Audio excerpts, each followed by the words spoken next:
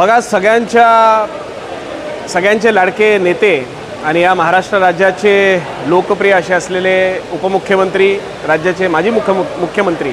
सन्माननीय एकनाथ शिंदे साहेबांचा आज वाढदिवस आहे आणि त्यांच्या वाढदिवसानिमित्ताने दरवर्षी 9 फेब्रुवारीला एकनाथ शिंदे साहेबांचा वाढदिवस हा प्रत्येक शिवसैनिक हा एक वेगळ्या उत्साहाने त्याला साजरा करत असतो। आज युवा सेनेचा कार्याध्यक्ष म्हणून मी आणि माझ्या समवेत युवा सेनेचे आमचे मुख्य सचिव राहुल लोंढे आमच्या दोघांच्या मनामध्ये एक संकल्पना आली, ती म्हणजे ह्यापुढे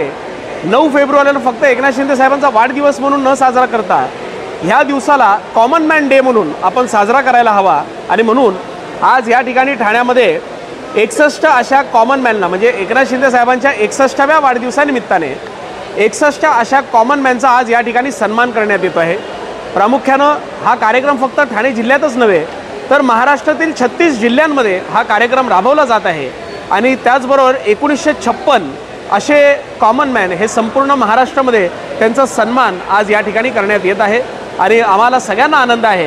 की साहेब पूर्वी जेव्हा CM होते तेव्हा स्वतःला कॉमन मॅन म्हणायचे, आज साहेब BCM आहेत आणि स्वतःला ते डेडिकेटेड टू कॉमन मॅन म्हणतात। आणि नक्कीच अशा कॉमन मॅनला एक सलामी देण्याचं काम आज युवा सेनेच्या वतीनं हे संपूर्ण महाराष्ट्रामध्ये युवा सेना करत आहे। कोणकोणत्या कॉमन मॅनचा आज आपण पाहू शकता तर आपल्या रोजच्या जीवनामध्ये जे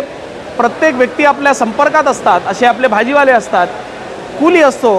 पोस्टमन असतो, रिक्षावाला असतो, पोलीसचा हवालदार असतो, इस्त्रीवाला असतो, अंडीवाला असतो, अशा अनेक कॉमन मॅनचा आज या ठिकाणी सन्मान करणार आहोत। कारण एकनाथ शिंदे साहेबांच्या मनामध्ये कधी सर्वसामान्य व्यक्ती हा त्यांच्या